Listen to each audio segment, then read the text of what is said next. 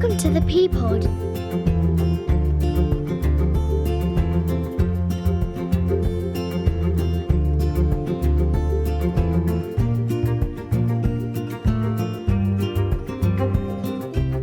Welcome to the ThePPod, the partnership podcast from the Somerset Safeguarding Children Partnership. Now, we spoke in one of our first episodes about the partnership, what it is, how it functions, and what the role of the business unit plays in supporting the wider partnership agencies. So today we're speaking with Superintendent Dickon Turner from the Avon Somerset Police, Area Commander for Somerset, and importantly for us here today, member of the SSCP Executive Group, to talk to us about safeguarding in the police.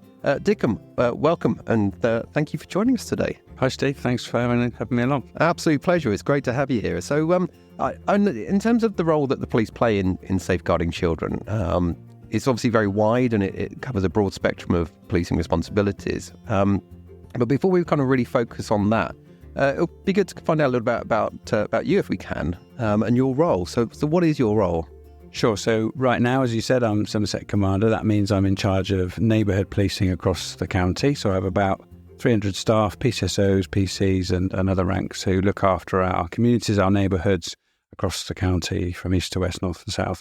But on top of that, I have a couple of other roles. So a couple of them are slightly left field. So I'm in charge of rural crime for the county. I'm also in charge of problem solving. So that's a sort of internal process by which we assess and manage and intervene around community problems.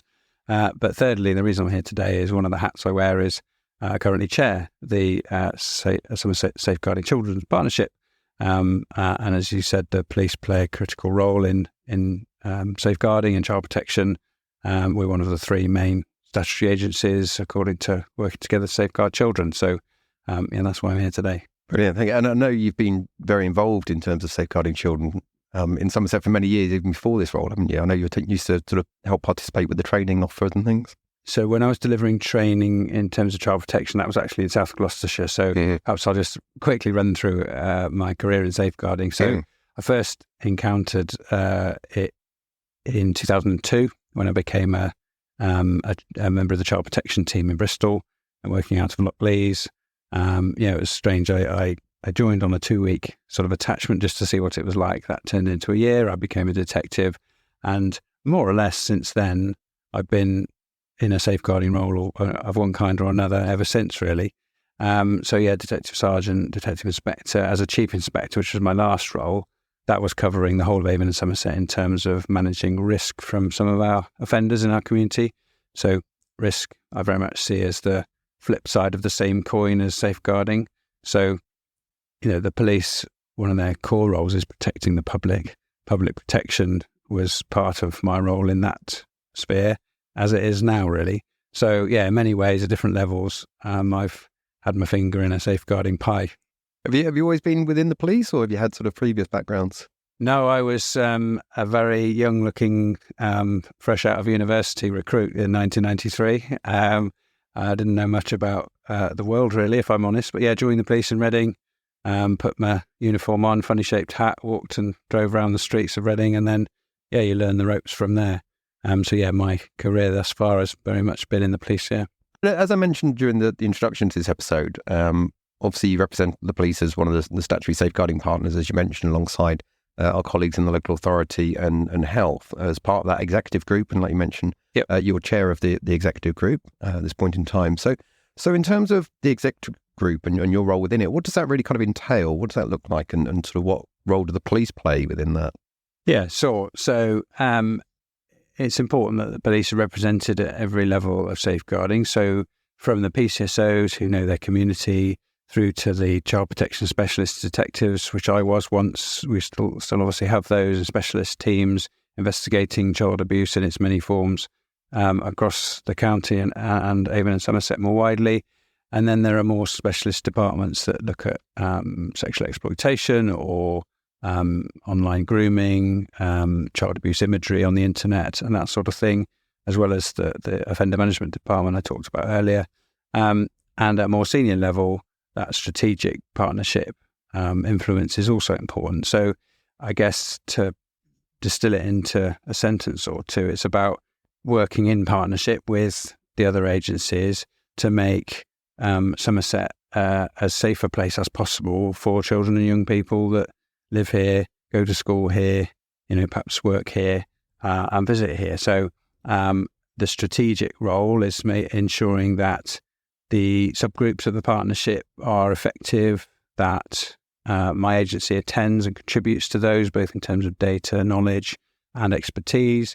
And then where issues arise, I can influence those teams I reeled off earlier to make sure that they're understanding where vulnerable children live, that we're reacting and responding properly, gathering information properly, sharing information properly, and working collectively with health and social care partners at all levels to perhaps take children into police protection, to investigate allegations they make, to manage offenders so that they can't offend against children so much.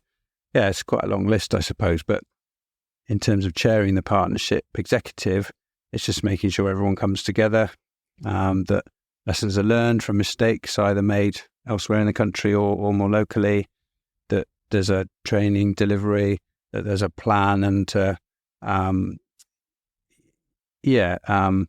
set of objectives to grow and improve and constantly seek to be the best we can. And from my perspective, in terms of the development of the partnership, coming out from working together, like you mentioned, is kind of two things really. One is essentially three agencies having to come together and work as one in terms of their responsibility to safeguard children.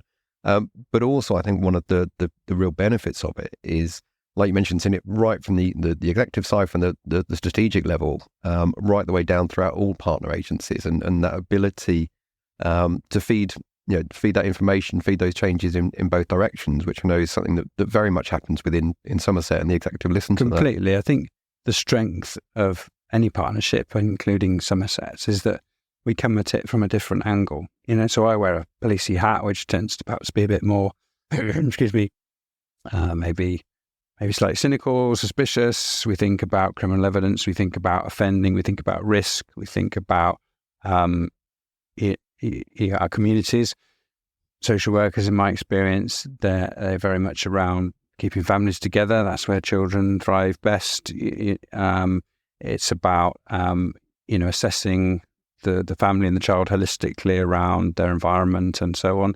And health obviously have that medical, mental health and other elements, right from birth, midwifery, health visiting, all the way up GPs and so on, and specialist services. So with all those different hats, we come together with different specialisms to hopefully understand the landscape, the trends, and the best ways to manage threats to children and families across the county. That's what we tried to do anyway. Yeah, I think it works, and I think it works well. So there's always scope for development all the time, absolutely. Yeah. But I think it does work well. And for me personally, I think it's been a really positive shift with working together of really kind of forcing everybody to come together and work together, because we hear it so often, don't we? We've all got to work together. I definitely feel we work together in Somerset. I mean, I might be the chair now, but actually it was the Director of Children's Services last time. I suspect when I move on, it'll be the turn of our health lead, and it rotates like that. So it's not in the past, it was very much a Children's Social Services sort of bag, and we tagged along. Perhaps that's slightly unkind, but you know what I mean? It was they led, and it was their bag. But working with Claire and Sheila as I do, we're able to question each other, challenge each other, but we get on that professional basis. I've had cause to speak to Claire or her predecessor around issues that the police have encountered with social services, and equally they've come back to me where things haven't perhaps gone as well as they might have done, and I've tried to influence and unpick that. So, it should be a place of mutual support, but also that kind of critical friend across agency boundaries, really. I was just thinking, one of the challenges I know when working together, it was updated in 2018 and brought in the partnership arrangements, were organisations such as yourselves working across several local authority areas. And obviously here we have the Avon and Somerset Police working across 5 local authority areas. What sort of challenge has that been? I think the biggest challenge is that that lack of coterminous boundaries means that we experience different local authorities doing things differently. And some of the funding arrangements, the sharing arrangements, the subgroup expectations are different. And we have to sort of try and navigate our way around that, sometimes influence that to help us stick to our objectives and to our legal obligations. It's just a slightly fuzzy landscape, I suppose, but we're used to that to some extent because we have 2 fire brigades, we have 2 different mental health authorities, lots of different hospital trusts, and other boundaries, I'm sure, elsewhere. So we just have to work out who we need to talk to, when and how. And one thing I should have said is there are police representatives on nearly all of the subgroups of the partnership as well. So certainly the Child Death Review Panel, the CSPR group, and the Learning and Improvement group. I think there used to be one on the Early Help group. I'm not sure if we've managed to fill that recently, but so we're hopefully at most of the tables. And the Child Exploitation subgroup as well. Yes, that's led. Yeah, so Julian does a really good job of leading that subgroup. I'm presuming in terms of working across different local authority areas, it's got the challenge, like you say, of working with lots of different partners and like you say as well with health colleagues, with the ICBs now also sort of working across several areas as well. But I guess are there opportunities within that to learn from other areas? Yeah, I think there are occasions where we've been able to say, well, actually, look, South Gloss do it this way, that seems to work really well, or, don't do it like they do it kind of thing. And that we have a partnership manager as well working within the police who, Charlison Jenkinson, she ties in with all the different boards, so she's able to see that as well. I mean, I'm quite lucky because of that background I spoke about from a DC all the way through, safeguarding roles. But I think a lot of the police executive leaders across the other parts of the force area perhaps don't have that background. So Alison is there to support them in a way that perhaps I've not had the need of quite so much. So, I feel quite lucky to be able to hopefully slide in fairly comfortably to the role with that background. But I think it's quite a tough gig to take on if you don't have it, really, because it's quite specialist, isn't it? And all agencies speak a different language, of course, as well, don't they? Yeah, absolutely. It's and I'm thinking as well, and in terms of the executive group, you've been member and chair of the executive for 2 years now. So I came to Somerset as commander in May 2021. So I've been here 2.5 years and chair of the exec for about a year, I think. Within that, you've seen the partnership developing, and I think nationally it is a developing partnerships. And, as sort of the partnerships come together and storm and norm and form and all of that. Yeah. I'm just thinking in terms of kind of what you see as the move forward for the partnerships, the development areas. Are there any areas you think actually these are bits where either locally within Somerset or broadly you think actually this will be a really good area for the partnership to really develop in further? Yeah, I think there's probably scope for all 5 of the Avon Somerset partnerships to come together a bit more tightly and to formally learn from each other and share resource, share best practice. I think potentially there's scope. I wouldn't necessarily say urgent need, but there might be some benefit to be had from agencies almost spending some time with the other agencies. So whether that's at practitioner level or senior leader level, just to understand the landscape, the constraints, the opportunities, the landscape they're working in, but also to almost come in, not to do assurance or inspection work because we wouldn't be the experts, but to almost ask the stupid question, and that can sometimes prompt professionals and practitioners who've been doing it a long time to go, why do we do that, or why is it that way, and that can sometimes produce some surprising results, I think. So I'd like to see that develop over the next year or so, if that's possible. Again, difficult because we're all busy, aren't we? But yeah, we are. But it's important, isn't it? And definitely, I think that question of why do you do it like that is always really key. And I know certainly I've been asked that in sort of previous roles I've had, and it does make you stop for a minute and go, it's because that's right, yeah. Because we've always done it like that. Because my manager does it, and that's how we've been told to do it. Manager does it. Yeah. No, but it's true, and I know from a training perspective, regionally, all the training managers from the Avon Somerset area, we do get together regularly, and good. Like I say, agreeing in terms of training standards, learning outcomes, approaches, and for me, and I believe for my colleagues in the other parts of the region have found it really valuable. And like you say, actually just really coming together to say, actually, let's start working together on this one and share good practice. Well, and actually you can just save a load of time sometimes, can't you? Because if they're already delivering a course on criminal exploitation, you're just about to embark on designing one. Well, why not nick their idea or help to develop it or tweak it or nick it from Nottingham or it's that we times of precious resource and high demand, let's make life easy for ourselves. I like to call it sharing best practice personally. No, I go for stealing. Really well. And let's get into the role of policing then in terms of safeguarding. And like I mentioned at the start, it's obviously threaded through everything that police do. But in terms of the Avon Somerset area, and what are some of the sort of key areas in terms of safeguarding children that the police kind of really focus on? So I suppose the most common situation we would come across it and would hopefully do the right thing is around domestic abuse, probably. So we get a lot of calls about domestic abuse. Some of it's violent, some of it isn't. Coercive controlling behaviours, relatively new concept, I suppose. It's certainly a new criminal offence in the recent years. So that's where we'd hope that our colleagues react not just to the black eye that presents himself and the victim saying he hit me and arresting him. That's sort of textbook, classic example. But actually, where were the kids in this? Are there kids in this? Were they out? Were they in? Were they awake? Did they hear it? What have they got to say about it? What's the home environment like? Have we looked in the garden? Have we looked in the fridge? Is there a dangerous dog? Just opening our eyes a little bit more widely, take the blinkers off away from criminal offence, evidence, arrest, prosecute. Let's open our mind a little bit out. So that's probably the most common thing. Sorry, do you mind if I just sort of pick up on that for a minute? Yeah, of course. Yeah. And obviously, like you said, the Domestic Abuse Act came in April 21, and I know guidance took a little while to come out from the government on that. But how have you sort of seen that interpreted into practice, like you say, in terms of, and also responding to children as legal victims now of that domestic abuse, and like say that definition of domestic abuse, including controlling coercive behaviour now. How have you sort of seen that sort of working in practice? So I guess I'm a little way from the front line, but I think we've probably got some work to do on that in that regard.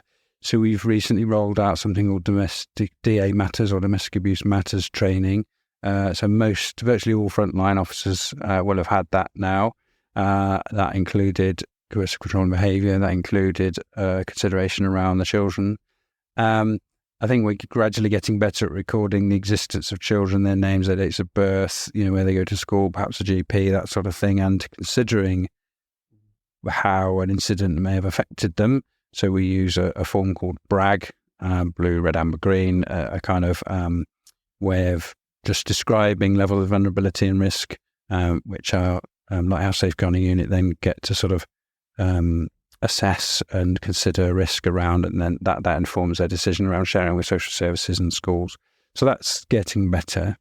But again, I think we've got an increasingly young and inexperienced workforce. So you'll be familiar nationally around large numbers of police uplift. So just by way of context, Avon and Somerset have grown by about 460 officers. In order to get to that stage, we've had to recruit something like 1,200 officers. So obviously most of those come in uniform, just as I did many years ago, spoke earlier. But you're very inexperienced. Most of them will be in their 20s. So to be able to ask them to take the blinkers off and scan the horizon around the home, for example, in a situation like that, it's quite a big ask. So I think that's why I say we've got a bit of a way to go, probably. Thank you. Sorry to interrupt you. I thought it was good to pick up around the dress. No, that's absolutely fine. More recently, police have had to, like other agencies, grapple with new ways in which criminals will seek to make money. So, the risky way to make money from drugs is to sell it yourself. A way to increase the distance between the police and the evidence and yourself is to get other people to do it. And, a target audience for some of the more clued in drug dealers is to recruit children. So criminal exploitation we certainly see on the streets of Somerset. So particularly Bridgewater and Taunton at the moment, Yeovil as well, and we've seen it in Glastonbury and a little bit in Frome. So, the methodology being they'll recruit young people either locally or in the bigger towns or cities around the UK, send them, it used to be by train, now it's by car or taxi, down to our towns to set up a sort of small drug dealing network there. And that's the county lines methodology, the line just being the phone line, as simple as that. So we've had to catch up with that, get a bit cleverer at that. I think we're quite good at it now. So that's one element of it. The internet obviously creates and perpetuates new ways of exploiting children. In the past, you'd have to meet a child, groom them and their parents, get them on their own to physically abuse them. Now you can do it all online. They can be in their bedroom, parents unaware you're the other side of the world. So, we're having to try and adapt to that as well. There are a lot of challenges, aren't there, particularly in today's world, like you say. And actually, I think just going back to what we were talking about earlier in terms of that partnership working, and I think that's been really key, and quite a close partnership working, particularly around, like you said, you mentioned exploitation there, and obviously it wasn't that long ago we really started to recognise exploitation. Coming out from Rotherham, from Rochdale, and originally thinking about child sexual exploitation, and I think that need for particularly police and local authority, children's social care, to be working really closely together on that, because it is complex, isn't it? It is. Yeah, I mean, it would be true to say that nationally crime figures have dropped over the last 10, 20 years. You're far less likely now to have your car stolen or your house burgled, but the complexity of crime at the same time has increased exponentially. So, 10, 20 years ago, we probably wouldn't have been dealing with a 15-year-old lad carrying a machete, dealing drugs, who's both a victim of exploitation and a perpetrator of serious violence or other crimes. It gets quite tricky to work out, when to prosecute, when to safeguard, maybe a bit of both, and clearly you definitely need the advice of youth offending, of social services and mental health, of Bernardo's, of whoever else is around in that arena to solve the problems. Just out of interest, out of curiosity, really, and we talked about sort of technology and abuse of children, and I know, broadly going through the courts, prosecution for sexual offences for adults and children are very low in terms of the successful prosecution. Obviously, it adds a lot of technicality to the policing role. Have you found it, although it's an increasing need, have you found it easier potentially around the evidence around sort of online abuse or not? I'm just thinking in terms of getting that evidence of somebody's laptop and the information on there, or not. Yes and no. So perhaps in the past you'd have relied solely upon the disclosure from a child, which was either reluctant or there was some difficulty with the credibility or reliability of that disclosure, perhaps, or it was one word against another. So yes, an offender may have, or a victim may have, an audit trail on their phone of messaging or contact or geolocation data, that sort of stuff. So that can be incriminating, absolutely. But just as the devices become more available, the people who use them can become clever at deleting, manipulating the data. So it can become more difficult to prosecute. You might go looking for it, but won't find it. And I think the future looks interesting as well in terms of AI. You can create a child abuse image without seeing the child virtually or in person. You're harvesting imagery, you're making videos, and potentially making alibis for yourself, which the police then have to try and determine whether it's real or it's not real, who created it when.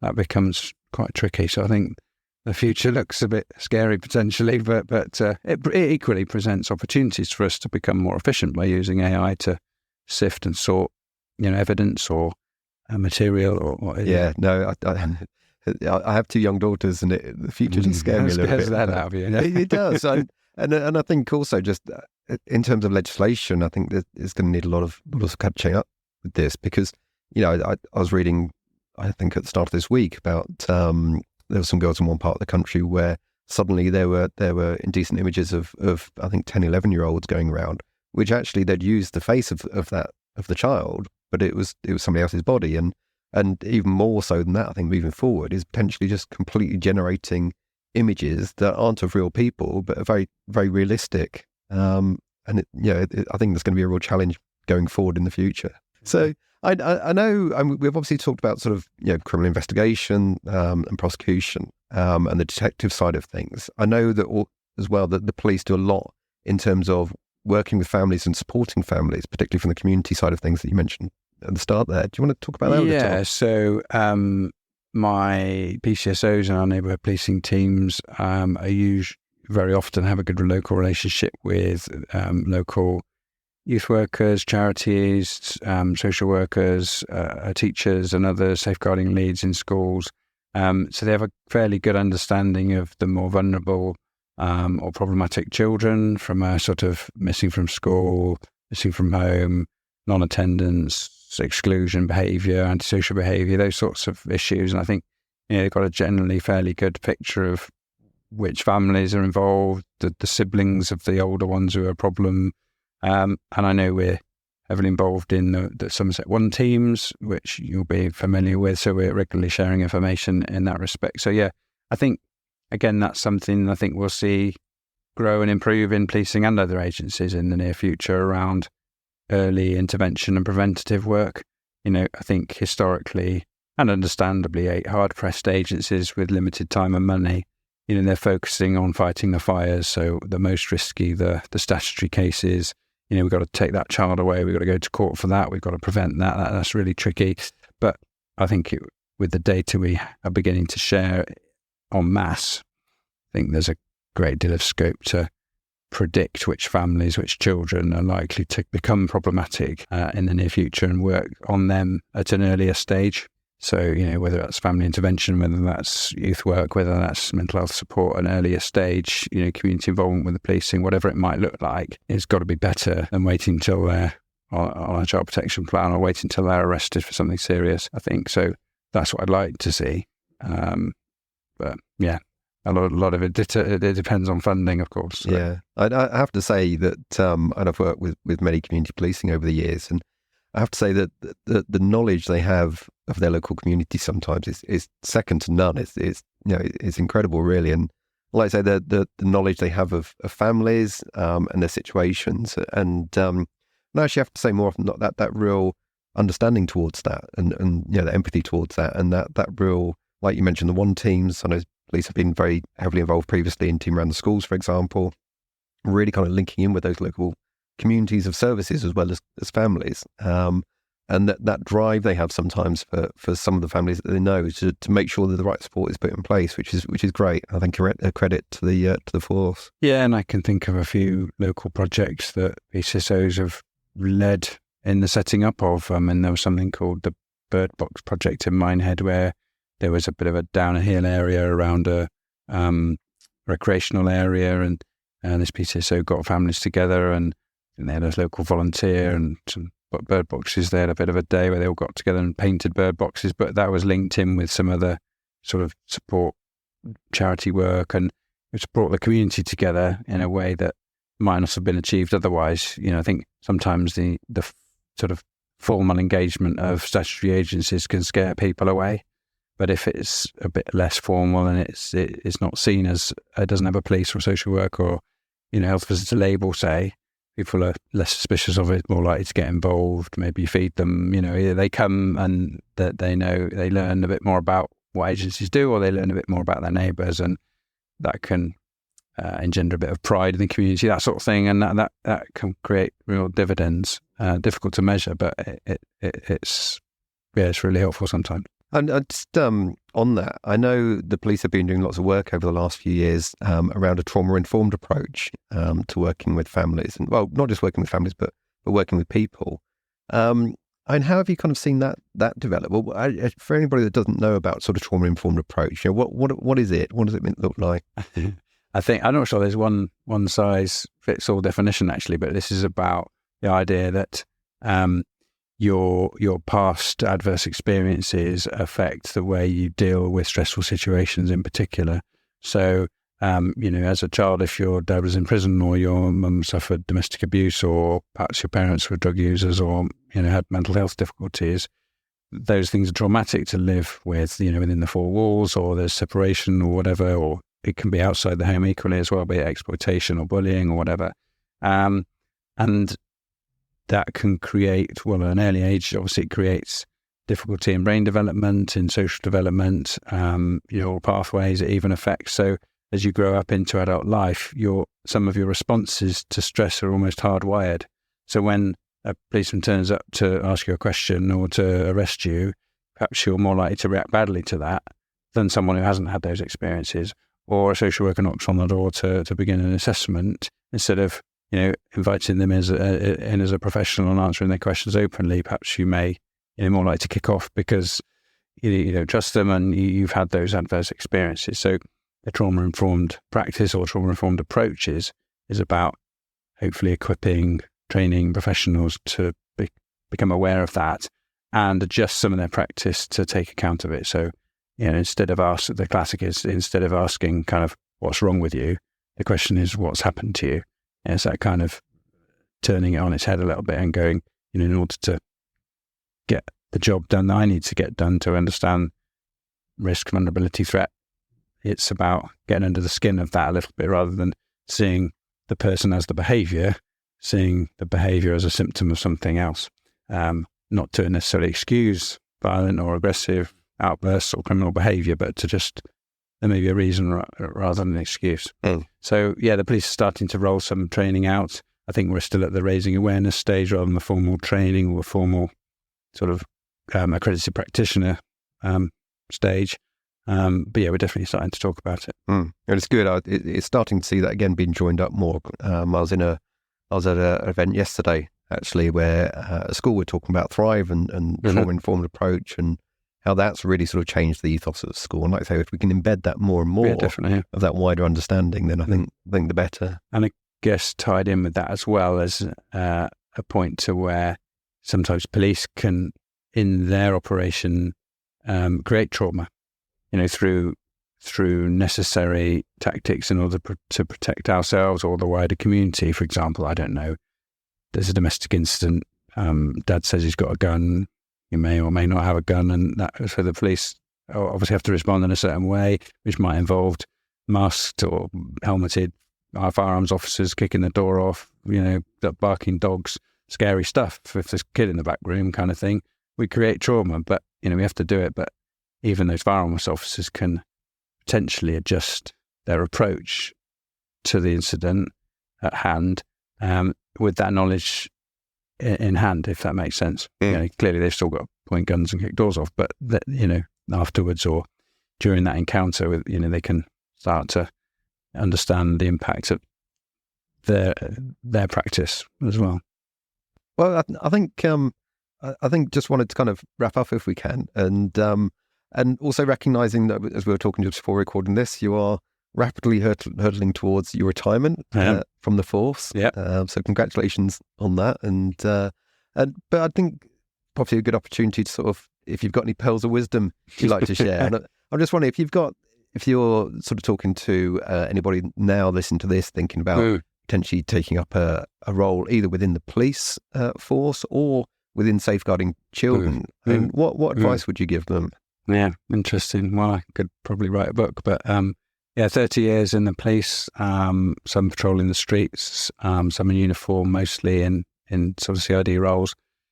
Safeguarding's been provided some of my most challenging times, my most memorable times, but also my most stressful times, but equally rewarding times. So I've loved working in safeguarding. Child protection, runs through me a bit like a stick of rock, really. Some harrowing stories. Personally, it's funny. I've always found it easier to deal with the horror of the story, even the blood and guts, and I've been to babies' postmortems and all sorts of horrible things that I wouldn't necessarily wish on anybody. But that's part of the role. Whether I wear a mask or not, I'm not sure. But you learn to cope with that. That's not easy, but it's easier for me than dealing with the emotions of others affected. So, one of the stories I sometimes tell is an 8-year-old boy who was raped by his grandfather, told me in video interview, very matter of fact, about what had happened to him, the detail of the sexual encounter on his bed and granddad, repeated occasions. But the boy was fairly easy to deal with. He's a nice lad, overtly there and then, unaffected particularly emotionally by what had happened to him. But his mother, whose father was the perpetrator in the middle of all this, was bereft. She was asking me questions, and I'm in my sort of 30s with very little children, but no real personal experience of dealing with anything like this. She's asking me what does she say to her boy when he grows up? How does she deal with her dad? Her mum's standing by her dad. Not that she condoned it, but she's not leaving him. So how does she deal with all that family? The earthquake that's just happened in her family, how's she picking that apart? That's really, she's in tears, she's shaking, looking to me for answers. I found that difficult. So and those, I think, that's probably quite similar for a lot of practitioners in this space of trauma. I think you have to accept you pick up some vicarious trauma.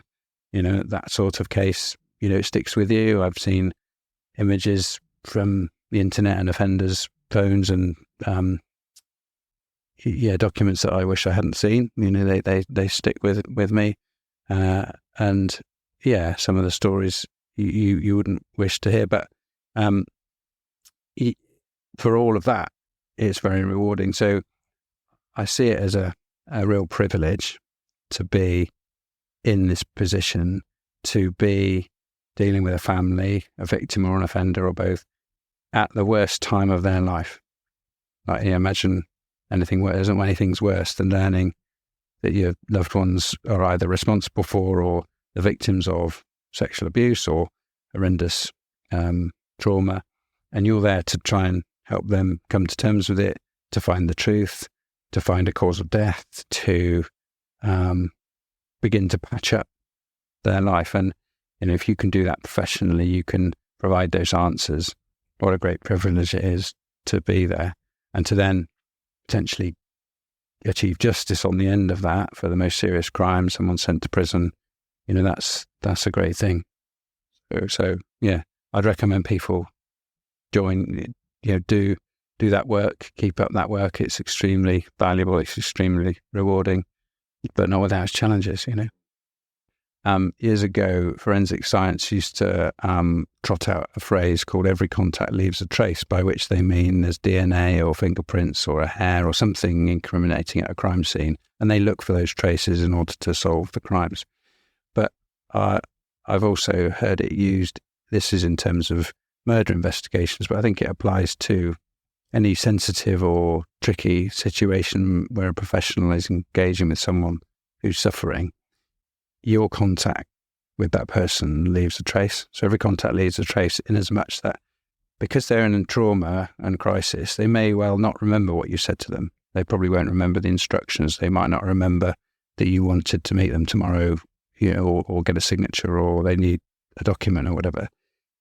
But they'll probably remember how you made them feel, and if you're kind, you're professional, you listen, you're supportive, they'll remember that. If you're not those things, you're only making the situation even worse. So I think that's, if you're in the trade already or you're thinking of entering the trade, I think that's a useful phrase to remember. Wonderful. Thank you very much, Dickon. Much appreciated. Thank you, Steve. So, Dickon, just to finish off, I would just like to say on behalf of myself, behalf of the business unit, and behalf of the partnership as a whole, a huge thank you for the amount of work that you put into the partnership over the last couple of years, and generally want to wish you the best of luck for the future. Thank you very much. Thank you very much. Thanks, and take care and enjoy retirement, which I'm going to say in quotation marks as I say that. Yeah. Knowing you, I don't think it's going to be a quiet retirement. I'm moving on to another safeguarding role, Steve, so but I intend to enjoy it too. Thanks. Thanks, Dickon. Take care. As always, if you'd like to find out more details on the topics discussed in today's episode, go to the SSCP website at somersetsafeguardingchildren.org.uk by following any of the links in the description. If you have any questions or comments arising from today's episode, or would like to be involved in future episodes, we'd love you to get in touch with us at ThePPod@somerset.gov.uk. Once again, I'd like to thank Dickon Turner, Superintendent and Somerset Commander of the Avon Somerset Police and Chair of the SSCP Executive Group, for taking part in today's podcast, and of course, to you for listening. My name is Steve Maccabee, and I'm the Training Manager for the Somerset Safeguarding Children Partnership. and I look forward to you joining us again next time at ThePPod. Let's work together to help keep children safe.